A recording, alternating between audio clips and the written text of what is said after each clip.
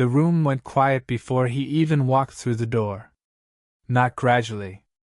All at once. Like someone cut the sound. Glasses stopped midair. Conversations dropped. Even the servers pressed themselves against the walls without being told.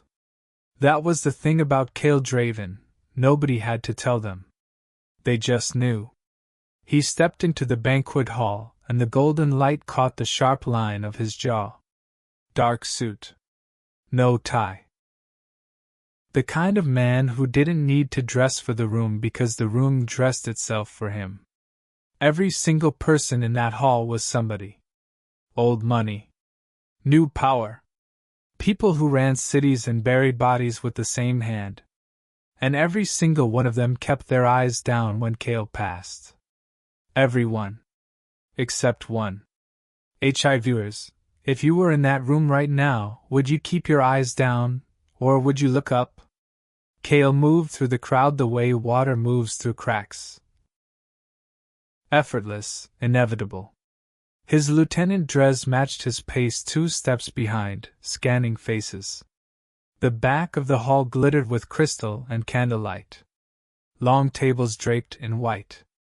Food nobody was actually eating. And at the far end, near the arched window where the golden light fell the heaviest, stood a man holding a child. That was the first wrong thing. Children didn't come to these halls. The man was lean. Deep brown skin, close-cut locks pulled back from his face. He stood perfectly still with one arm wrapped around a small boy, couldn't have been older than 8, who had his face half buried in the man's collar. The boy's eyes, though, open, dark, moving slowly across the room like he was reading something written in the air. The man's name was Soren Vale. Cale didn't know that yet.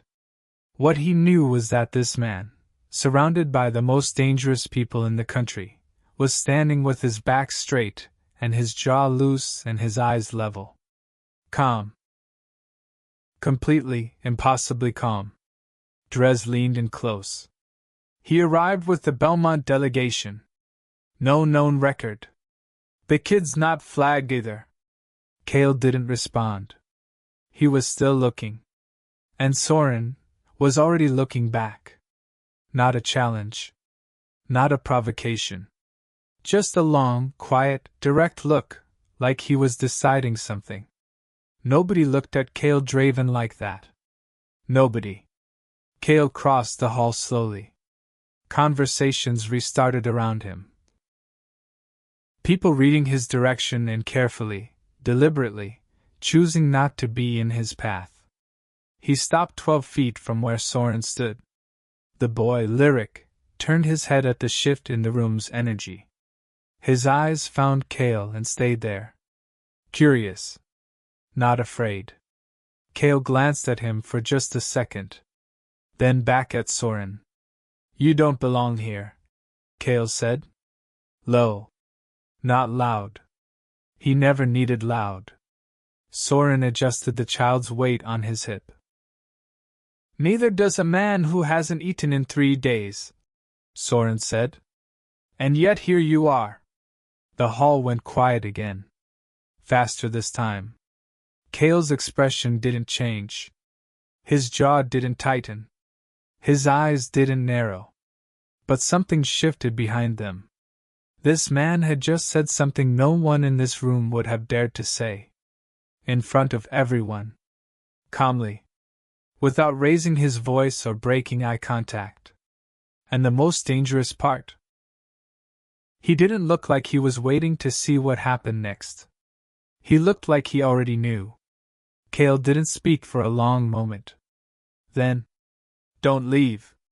2 words. Not a request.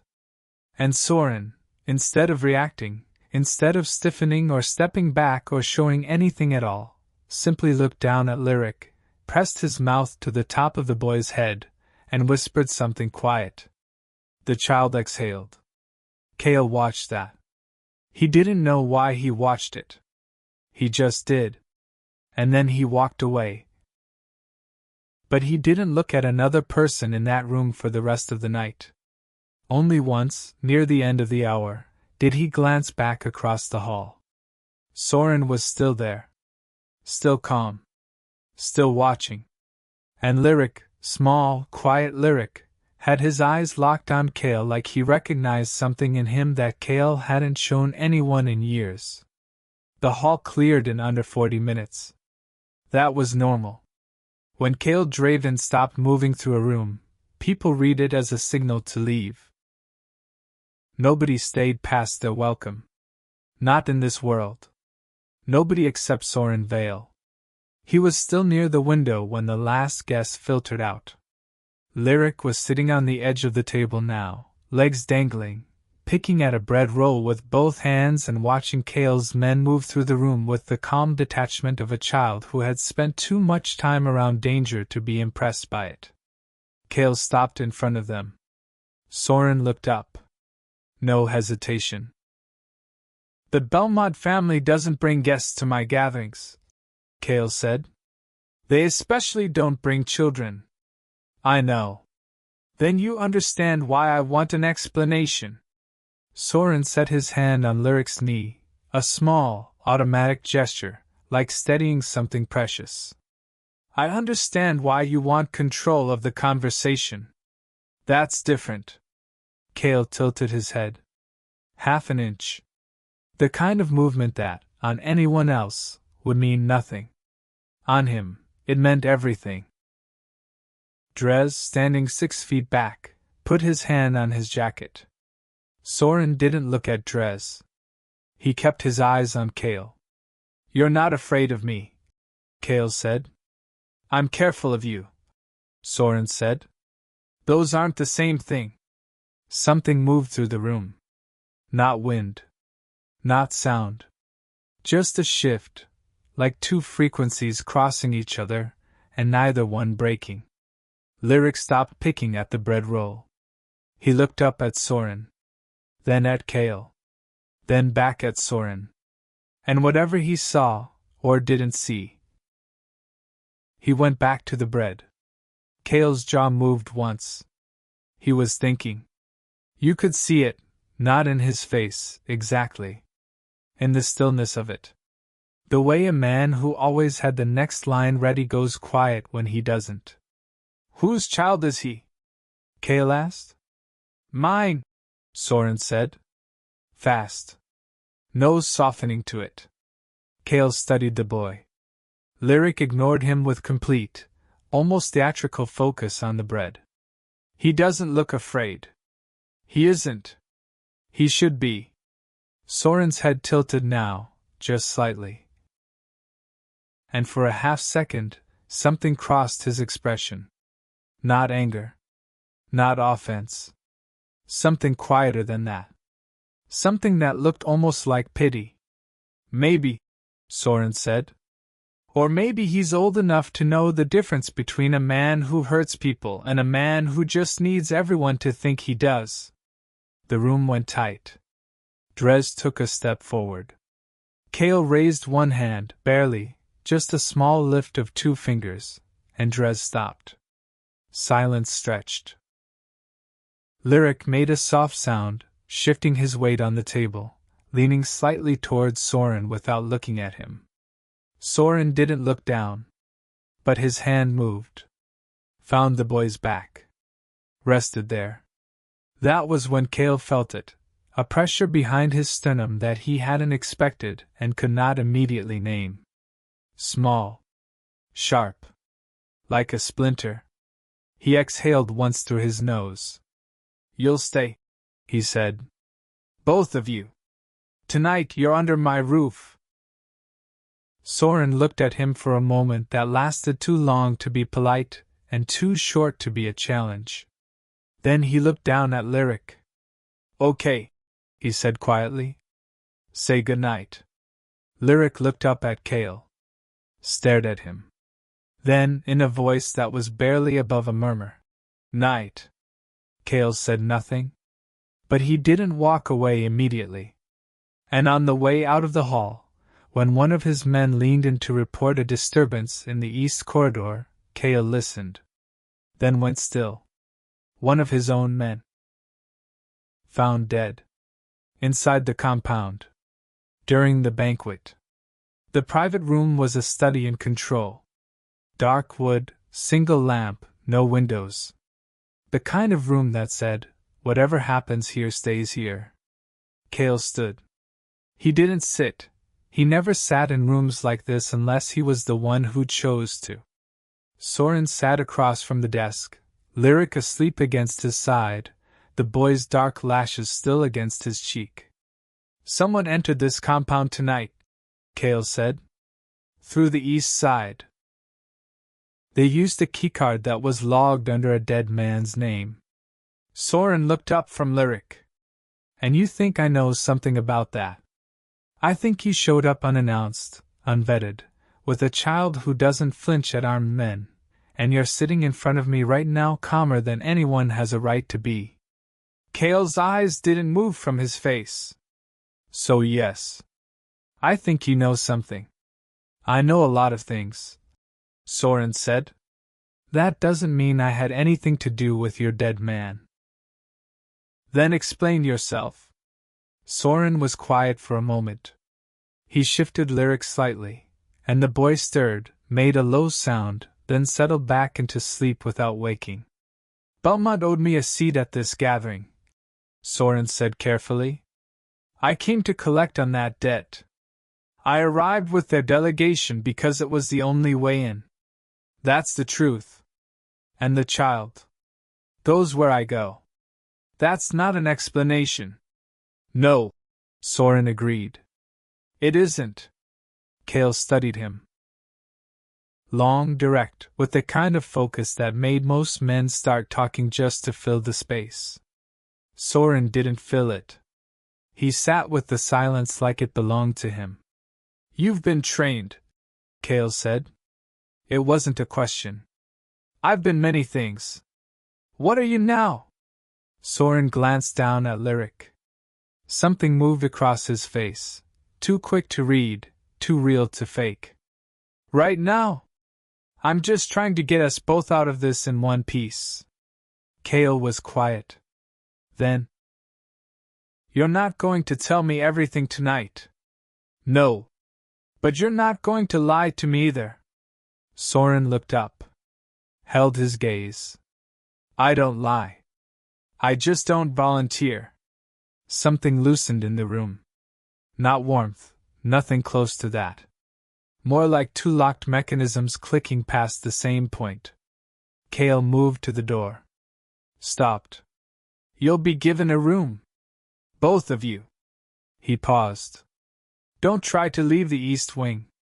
Because of the breach? Soren asked. Cale looked back. Because I said so? He stepped out. And in the corridor, one of his men was already waiting. Jaw tight. Eyes wrong. Sir? The man's voice was low.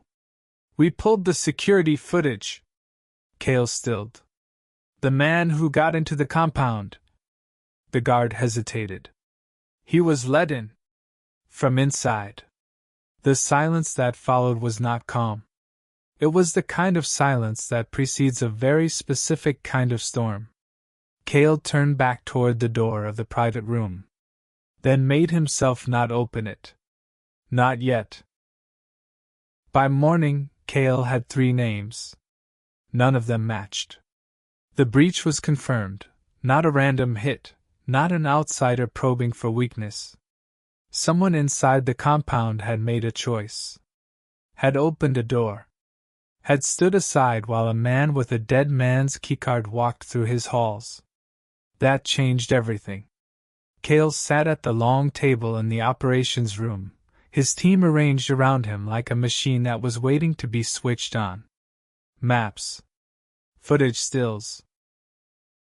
Access logs spread across the surface in overlapping layers. Everyone was a suspect. That was the rule. Always had been. The moment you made exceptions, you created the whole. Dres set a photo on the table. This is the clearest frame we have of the breach point. Grainy. A figure in the hallway. Build, height, nothing distinctive. The keycard used belonged to a man 3 years dead who had never been removed from the system. Kale stared at the photo, then looked up. Soren was standing in the doorway. He hadn't been invited into this room. 3 of Kale's men were between him and the table. Soren was looking at the photo from 12 feet away. He was watching the wrong corridor, Soren said. Everyone turned. Kale said nothing. Soren stepped forward, and not one of the 3 men stopped him, which was its own kind of information. He reached the table, looked at the still image, and pointed to the upper left corner. There's a reflection in the door panel. He was already past this point before the alarm triggered. He straightened. Which means the person who let him in wasn't positioned at the east entry. They were somewhere between here and the hall. The room was very quiet. Kale looked at Drez. Drez was already pulling up the secondary footage. Internal access points between east entry and the banquet hall. Drez said slowly. That's a staff corridor. Service entrance. Catering. Soren nodded once. Said nothing else? Kale looked at him for a moment that the rest of the room pretended not to notice. Then from down the hall, a sound. High. Thin. A child crying. Soren's head turned. He was moving before anyone said anything, out the door, back toward the east wing, without asking permission and without looking back at Kale. Kale followed. He wasn't sure when he decided to. He just found himself in the doorway of the small room where Lyric had been set up, watching Soren crouch in front of the boy, who was sitting on the floor, knees up, face blotched red, shaking with the kind of crying that had been held in too long. Soren talked to him quietly. Too low to hear. Lyric shook his head. And then Kale, without fully understanding why, walked into the room and sat down on the floor 3 feet from the boy. Not close. Not with any words. Just present. Lyric looked at him through wet lashes. Stopped crying. Not completely. But the shaking slowed. Soren watched this over Lyric's shoulder with an expression Kale could not read. None of them spoke.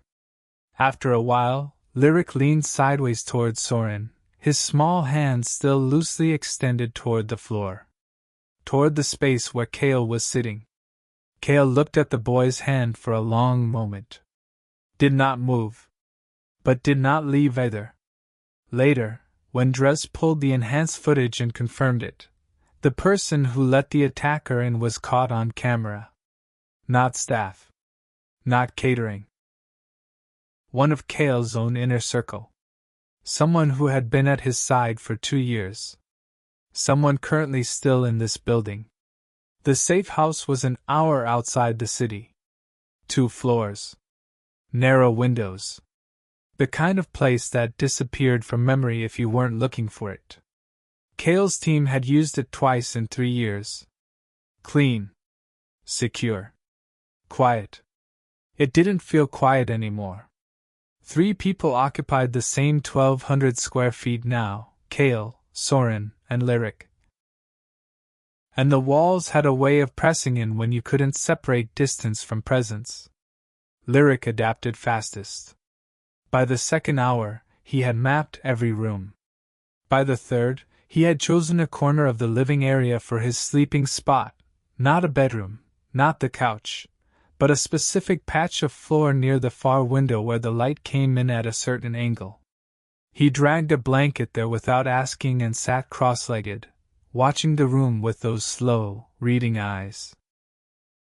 He tracked Soren constantly. But he tracked Kale too. Not with fear. Not with the cautious, sideways attention of a child who had been hurt. More like study? Like Lyric was assembling information and hadn't decided what to do with it yet. Kale felt it every time. He wasn't used to being watched by someone who wasn't afraid of him. He was used to being watched for threat assessment, for signals for the moment the temperature changed. Not with open, patient curiosity from a child sitting cross-legged on the floor eating crackers. By evening, the silence between Kale and Soren had developed its own language. Soren moved through the kitchen without asking where anything was, which meant he'd already located everything. He set food on the table, simple, nothing elaborate, and called Lyric over with 2 words. Kale sat at the far end. No one assigned him the seat. He just took it. Lyric climbed into the chair directly across from him. Set both elbows on the table. Looked at Kale. "You don't eat a lot," Lyric said. Soren went still near the counter. Kale looked at the boy. "How would you know that?" "Your plate," Lyric said simply. Went back to eating. Soren turned away. But not fast enough. Kale caught the edge of something on his face, the ghost of something that might, in a different life, have been amusement. Later, when Lyric had migrated back to his window corner and gone quiet with the concentrated focus of a child on the edge of sleep, Kale stood in the doorway between the kitchen and the main room. Watching. Not Lyric. The way Soren moved around the boy. Small adjustments. A blanket edge tucked tighter. A cup of water set within reach. The way he never hovered, never crowded, but was always precisely within distance if something shifted. Kale had run rooms full of trained men. He knew how to read positioning. How to see when someone's body language was performance, and when it was reflex. This was reflex. Everything Soren did around that child was reflex. Old habit. Long practice. Kale crossed his arms. "How long have you had him?" Soren didn't turn around immediately. When he did, his expression was settled. "Long enough." "That's not an answer." "It's the one I have right now." Kale held his gaze. Let the silence stretch. Soren didn't fill it. Outside, the wind moved through the tree line, a low, steady sound, almost like breathing. The light in the room had gone amber with the late hour, and Lyric's breathing had gone deep and even in his corner. Kale uncrossed his arms. He was about to say something, he didn't know what, when Lyric shifted in his sleep. Rolled slightly. And his small hand reached out in the dark and closed around the cuff of Kale's sleeve. Not Soren's. Kale's. Nobody moved. The child didn't wake. Just held on. Fingers curled in the fabric, gripped small but certain, and exhaled into his blanket. Kale looked down at the boy's hand. Soren looked at Kale looking at the boy's hand. The room did something to the air in that moment. Nothing dramatic. Nothing loud. Just a quiet, irreversible shift, the kind that changes the shape of something before you even realize it's moving. Kale did not pull his sleeve back. He stood there. And outside the safe house, beyond the tree line, on the road that was supposed to be empty, headlights appeared. Moving slow. Coming closer.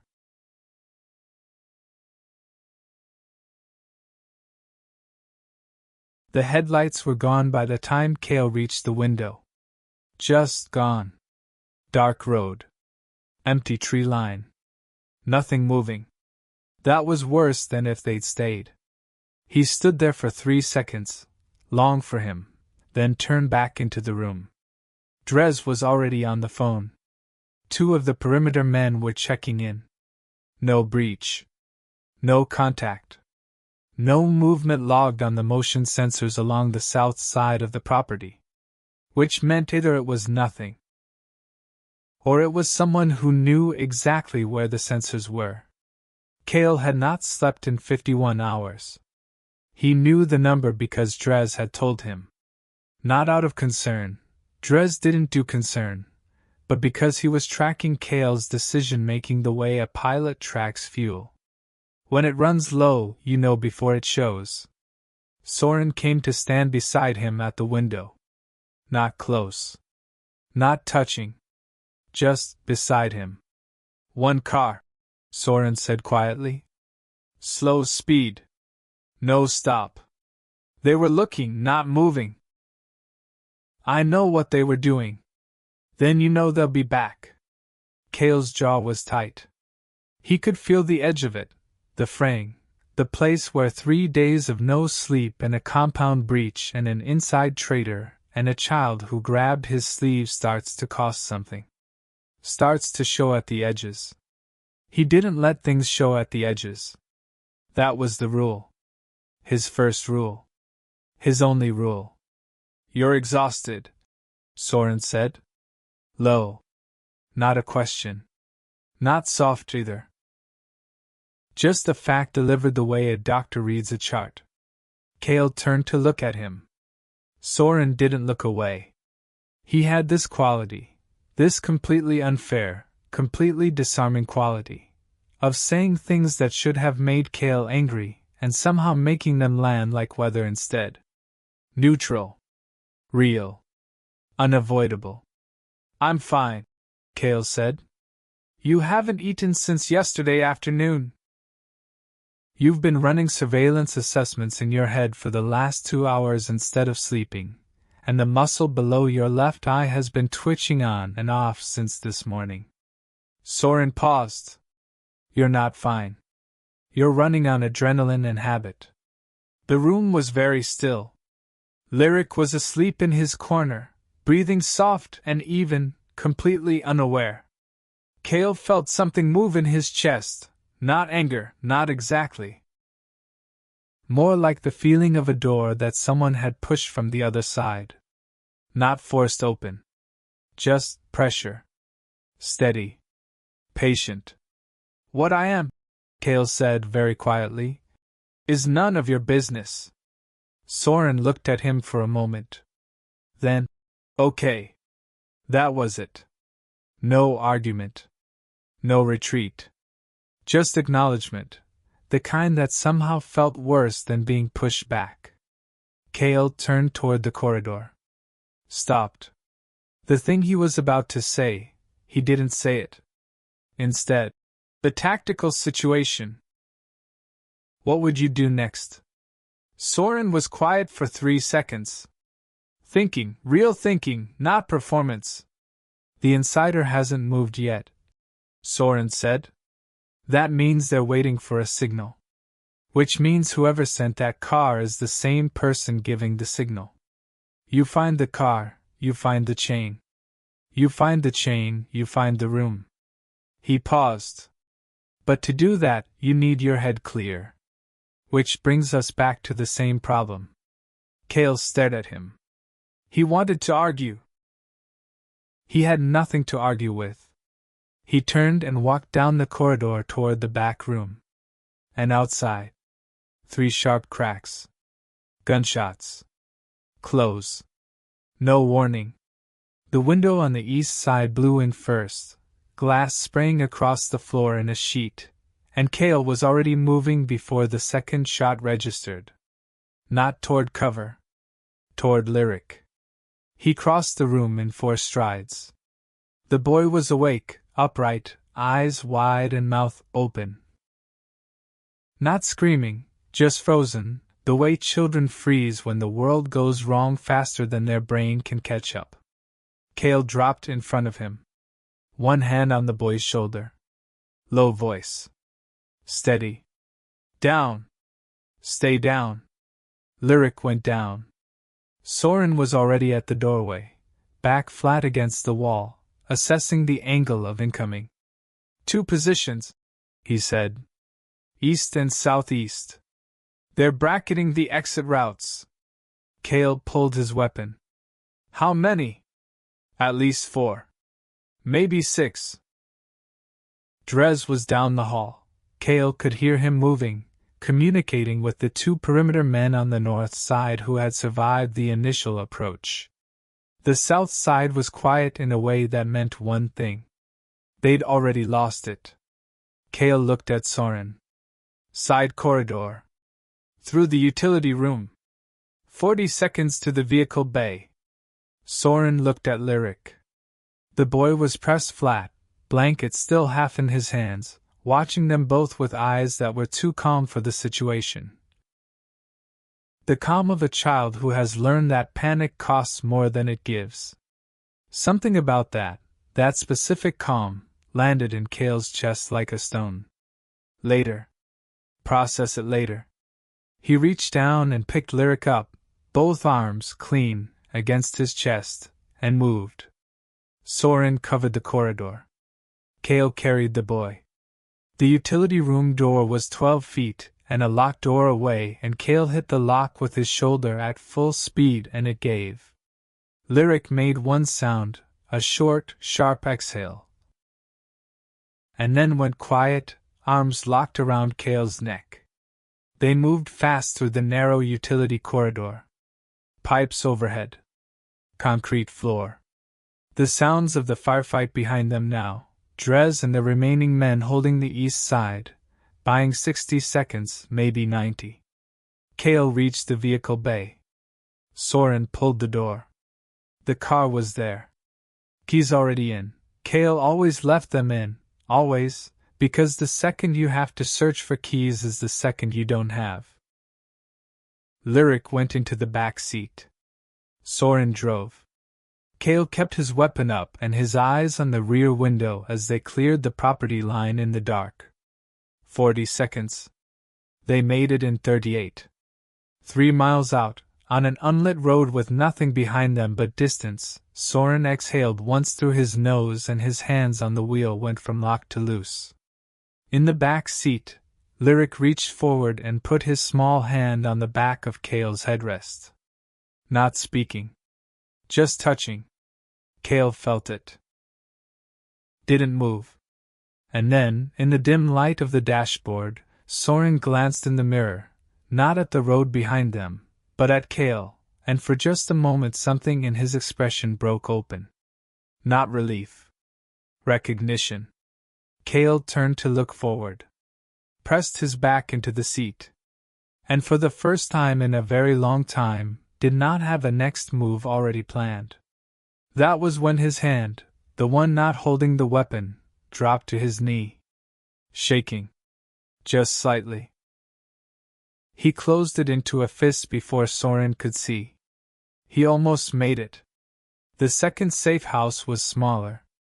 One main room. A narrow kitchen. 2 doors that didn't quite seal against the wind. It sat at the back of a property that didn't appear on any map Cale's organization officially kept, which was exactly why it existed. Nobody spoke on the way in. Lyric went first, moving through the space the same way he always did, mapping it, reading it, finding his corner. This time it was near the kitchen wall.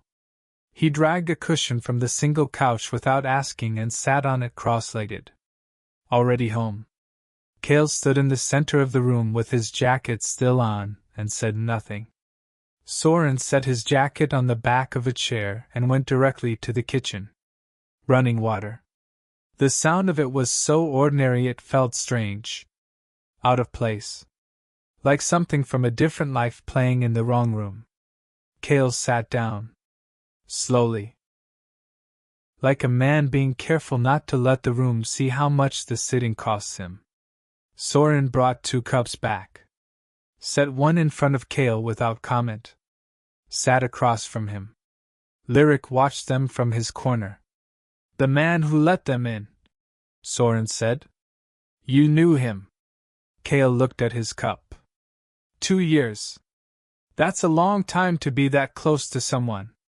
It's a long time to be wrong about someone. Soren was quiet for a moment. Or a long time to be right about everything except that one thing. Cale looked up. Soren's expression was steady. Not soft. Not clinical. Just level. The kind of level that comes from having been through your own version of this, and coming out the other side still standing. You lost someone too, Cale said. Not a question. A reading. Soren looked at Lyric. The boy had fallen sideways on his cushion, eyes going heavy, fighting sleep with the determination of an 8-year-old who doesn't want to miss anything. His mother, Soren said. Quiet. Precise. 3 years ago. It was fast. There was no. He stopped. Started again. I was the one she trusted to take him. The room absorbed that. Cale looked at the boy, really looked, maybe for the first time, and saw what he hadn't let himself see before. The way Lyric held himself. That careful, reading stillness. The way he never fully relaxed unless Soren was in line. This child had already lost the first safe thing. And was learning, slowly, carefully, whether the second one would hold. Cale set his cup down. He was going to say something. He was almost certain of what it was going to be. And then his body made a different decision. His eyes went heavy. 1 second he was looking at the table. The next, the room tilted. Not much. Just enough. Soren stood up fast. 1 step. His hand found Cale's arm before Cale even registered he was listing sideways, steadying him, not catching a fall, just holding. Cale straightened. Jaw tight. I'm fine. Soren didn't let go immediately. I know, he said. He said it like he didn't believe it at all. He said it like he was saying something else entirely. Cale looked at him. Soren was close, closer than anyone was allowed to be, and somehow Cale's body hadn't reacted to that the way it always did. No tightening. No distance management. Just nothing. Just Soren's hand on his arm and the warmth of it, and the way the room had gone very, very quiet. Lyric was asleep. The wind pushed at the door. Soren didn't move away. And Cale.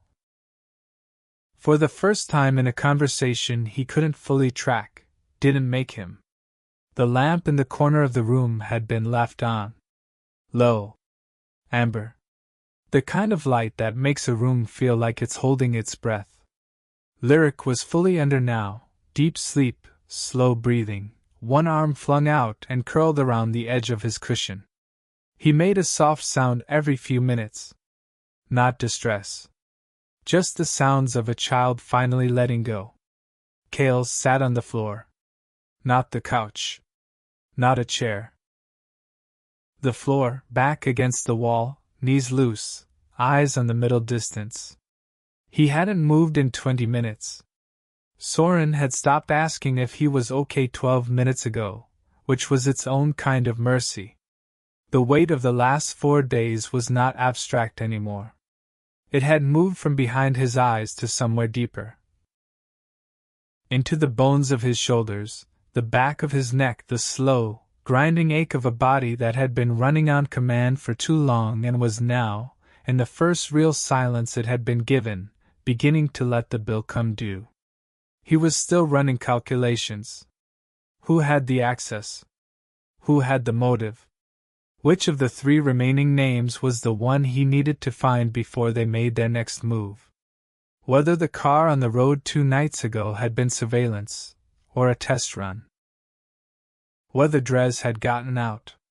He was still running them. But slower. Like a machine with one gear stripped. Soren sat down beside him. Not across. Beside. Close enough that Cale could feel the warmth of him through his sleeve.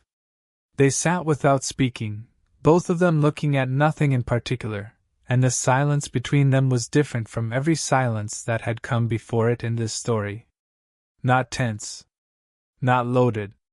Not 2 men deciding whether to trust each other. Just. Still. Cale's head was heavy. He was aware of it, the weight of it, the slow pull at the base of his neck, the way his chin kept dropping a degree and then correcting. He corrected it 4 times in the span of 2 minutes, each time pulling back up before the drop finished, each time buying himself a little less than the time before. Pause on that. Because this is the moment. Not the fighting. Not the compound breach. Not the gun in his hand or the car in the dark. This. A man who had never in his adult life let anyone see him at less than full strength, sitting in a room that smelled like dust and old wood and one small sleeping child, next to the only person in this entire situation who had never once asked him to perform. His head dropped. And this time he didn't catch it. It came to rest on Soren's shoulder. Not slowly. Just landed. Like it had been going there all along and finally ran out of reasons not to. Soren went absolutely still. His breath caught once, short, controlled, and then released. He did not move. Did not shift away. Did not look down. Did not make a single sound. Just sat there. And held the weight of it. This was not power. Not dominance. Not the sharp, guarded performance of a man who had built his entire life around the wall between himself and everyone else. This was just Kale. Raw. Unguarded. Asleep. Soren looked straight ahead for a long time. His jaw moved once. His hand, resting on his knee, curled slowly into a loose fist and then released. He had been prepared for a lot of things in his life. For loss. For danger. For the specific loneliness of being the person everyone counted on and nobody asked after. He had not been prepared for this. And then, from outside, footsteps. Quiet. Deliberate. Coming around the east side of the building. Not the wind. Not an animal. One set of feet. Moving slow. Stopping. Right outside the door. Soren moved first. One hand on Kale's shoulder, firm, deliberate, and the shift was enough. Kale was awake before his eyes fully opened. That fast. That trained. He was on his feet in the same motion, weapon already in his hand, reading the room in under 3 seconds. Lyric was still, hadn't moved, hadn't stirred. The lamp. The door. Soren already positioned to the left of the entry point. Kale moved right. They didn't speak. Didn't need to. A full minute passed. The footsteps had stopped. Whoever was outside knew they were being heard. Which meant they were good. Which meant this was not the kind of visit that comes through the front door first. Kale's eyes went to the single window on the east wall. Dark. Then a shape. And then the door came in. Not a kick, too precise for a kick. Someone with the key, or something close enough to it, and the door opened fast and hard and the man who came through was armed and moving and already scanning the room when Kale hit him from the right. 2 seconds. The man was on the floor. But there was a second one right behind him, already through the door, and this one had his weapon up and for one fraction of a moment it was aimed directly at Lyric's corner. Soren was already between them. He didn't have a weapon drawn. He didn't need one. He moved the way people move when they have decided, completely, without negotiation, that certain things are not going to happen. The second man hesitated. That hesitation cost him. Kale closed the distance, and it was over. Both men down. Door open. Cold air coming in hard. Silence. Then, from Lyric's corner, the softest sound. A breath. Controlled. Deliberate. The boy was awake. He was sitting up, blankets still around his shoulders, eyes open. He had seen at least part of it. And he was not screaming. Not shaking. He was looking at Kale with those dark, reading eyes and breathing, slow and steady, the way Soren had probably taught him to breathe in moments like this. Kale crossed the room. Crouched in front of the boy. Lyric looked at him. Is it done? Kale looked at him for a long moment. Yeah. he said. It's done. Lyric nodded. Pulled his blanket up. Lay back down. Just like that. Kale stayed crouched for another second. And something moved through his chest that he had absolutely no category for. It was not adrenaline. It was not the satisfaction of a threat neutralized. It was older than that. Simpler. He stood. Soren was securing the door. He looked up. Their eyes met across the room. No words. There was a moment, maybe 3 seconds, where everything that had shifted between them over the last 4 days sat right there in the open air of the room. Visible. Real. The weight of Kale's head on a shoulder. A child's hand on a sleeve. Every silence that had not been empty. Kale turned toward the door. Outside, in the narrow path that ran along the east side of the building, the second man was starting to move, conscious, trying to get up. Kale stepped out. Crouched down. His voice, when it came, was low. Calm. The kind of calm that is not peace, it is the total, absolute absence of uncertainty. You're going to tell me exactly who sent you, Kale said. And then you're going to tell me where they are. The man looked at him. Kale let him look. Let him read what was there. The man's mouth opened. Behind Kale, through the doorway, the light from the lamp fell out across the ground. Warm. Small. Steady. From inside, the sound of Soren's voice, low and quiet, settling Lyric back into sleep. Kale registered it. 1 breath. Then turned his full attention back to the man on the ground. I'll ask one more time, he said. Pause. Touch them again. His eyes didn't move. And I won't stop next time. The words landed.